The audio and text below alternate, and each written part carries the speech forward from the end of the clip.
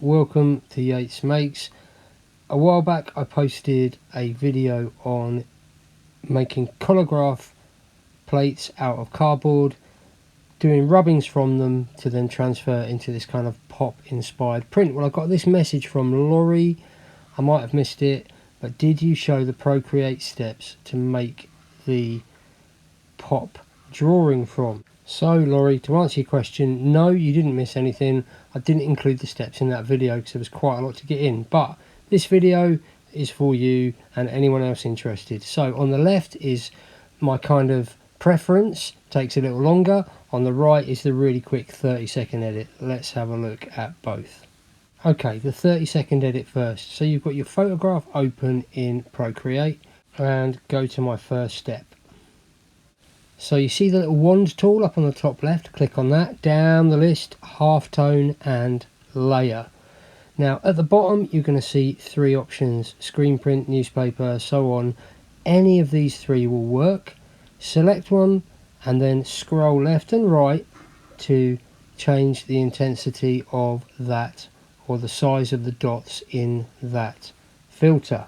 A simple way to get a very pop type effect, but it still looks very photographic. So again, look, here's the comparison. The one I prefer, which looks a little more pop, as in kind of comic pop, is what I'm going to try and talk you through now. It's a little more complex, but I think worth the effort. So first, my image, I want it black and white. So go to the wand, click hue, saturation, brightness, click on layer, and I'm just going to desaturate the image using that slider. Now let's imagine the image you're using doesn't have enough contrast. Very quick, back again to the wand, and this time to curves.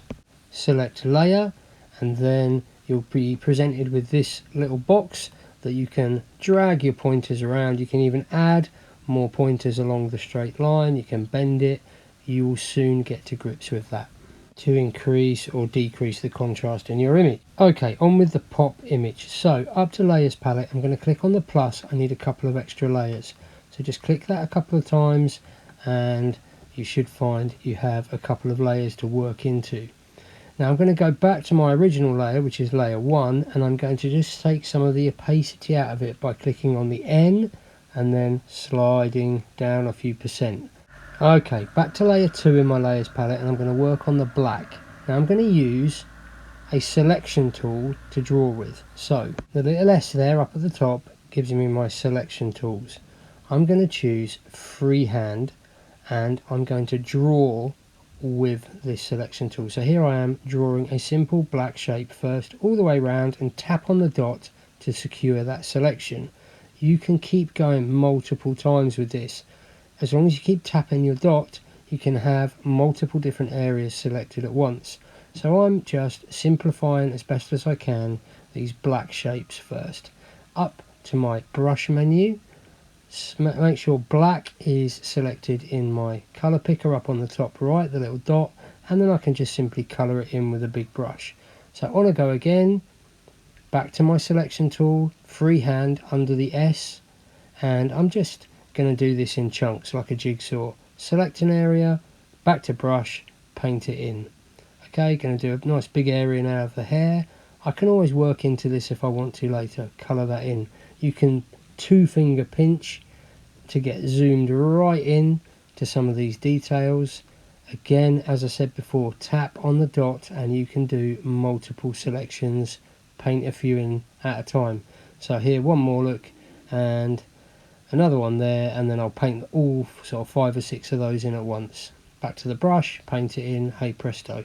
Let's have a look how that's looking so far by hiding my base photographic image. Looking good already. Okay, jumping ahead, I've done all the black I need to for now. I'm going to go back to my layers palette and select layer 3, which is empty, and I'm going to start exactly the same way, but I'm going to start outlining what I want as mid-tone or grey, or for our kind of pop effect, what we're going to have as dots. So there I am, simplifying as best I can all of the mid-tone grey areas, ignoring the blends, going for a block tone. Again, tapping out, and there you go, and selected. Okay, back to my layers palette because I've realised I need layer 3 under layer 2, so I'm just going to hold that down and drag it. Good tip to learn anyway. And I'm going up to my brush and I'm going to go to textures, where I've got two brush options that are going to give me a kind of dot pattern. The first is called Rosette. So let's paint into this selected area with the Rosette brush, see what sort of effect we get. It's quite large, as in the dot pattern, quite heavy with that black. So could look good, it's an option.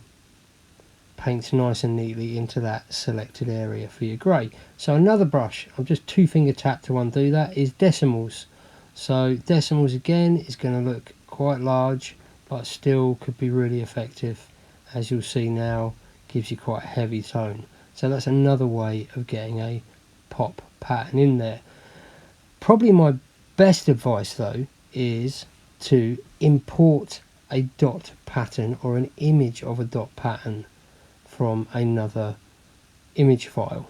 So you're going to need a dot pattern. You can either make your own and photograph it, or just type into good old Google and save that image to the camera roll on your iPad. Once saved into your camera roll, click on it, click copy, back into Procreate, 3-finger swipe down to paste it in as a new layer. You can then resize it and position it wherever you want it. So I'm only going to do a section just for the sake of the demonstration, to give you another possibility, another technique, another way round. So let's just place it there, and you can see it's a layer on its own in my layers palette. So I now need to hide it using the little kind of uncheck the tick box, and I'm going to go back to my image with my select tool to isolate the areas where I want to apply my dot pattern. So again, select, get your little marching ants around an area, tap it out, or a couple of areas at once. So I'm just going to do this part down the side of the cheek, under the jaw, under the lip, and this is the area that I'm going to apply my dot pattern to. So I now need to invert this selection. So what is actually selected on my image is the area around my mid-tone shapes. Then if I go back to my dot layer, reveal it, make sure it's selected, use a rubber, and I can rub out everything around. So there we go, make it visible, get my rubber, rub around, and because I inverted the selection, I've now got my dot pattern. Doesn't look so good now, but if I hide the base image, you can see it's looking fairly pop. Okay, one more technique for you. Let's have a look. What I'm going to very quickly do is 2-finger tap and undo back to the point where I had those sections for mid-tone selected. So I've just undone my last 5 or 6 actions. Okay, with my brush and my colour set to grey, I'm going to paint in just with a normal brush, like a flat airbrush or whatever. I'm going to paint that selected area in grey. So there it is in my palette. Hide the base image.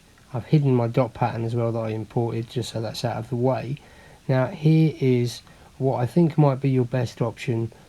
It's between this and the last one with the imported layer.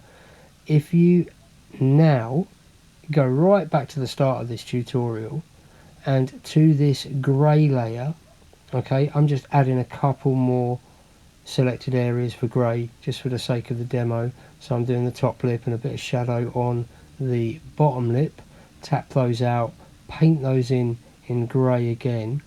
If I go back to my magic wand up at the top left, and I'm going to apply to that layer my colour halftone filter. So here we go, back up to the top left, halftone filter, apply to layer, and then as we did before, scroll left and right, and you will see that the halftone filter is only applying to the grey, thus kind of preserving the lovely dense solid black of your dark areas. So this is probably what I'd go with. Obviously on the tutorial that I developed a color graph from, This I just used as a guide, but could work really well as an image in its own right. For example, you could merge those two layers down, your grey and your mid-tone, get rid of any unwanted layers, click on the N, select the multiply blend mode, which is going to make all your whites see-through, a couple of empty layers, drag your image to the top, and then in those layers underneath start adding your kind of pop colours. You can even go back into the adjustment palette, the magic wand. For other tools you could try glitch and some other stuff as well, which is loads of fun. Chromatic aberration as well is really good to use. So here I am just messing around with some colours, very quick, bit of background, bit of skin tone, and you can quickly build up a nice graphic kind of pop image. And once you get your head around how those layers work, how the opacities work, you can try all sorts of stuff. Okay, Laurie and any others that end up watching this tutorial, hopefully there's plenty in there for you to think about and apply. I think this is, great skills. It's so many shortcuts here, and because this app is so cheap and really relatively powerful when you consider how much it costs, I think any tutorials you can look at, you can start to kind of transfer your skills. So I'm just going to sign off now. Wish you all the best, and remind you that if you liked the video, if you learned something from it, share it, comment, like, subscribe, and I'll sign off and wish you all the very best, and look forward to seeing you soon in another video. Take it easy. Bye bye.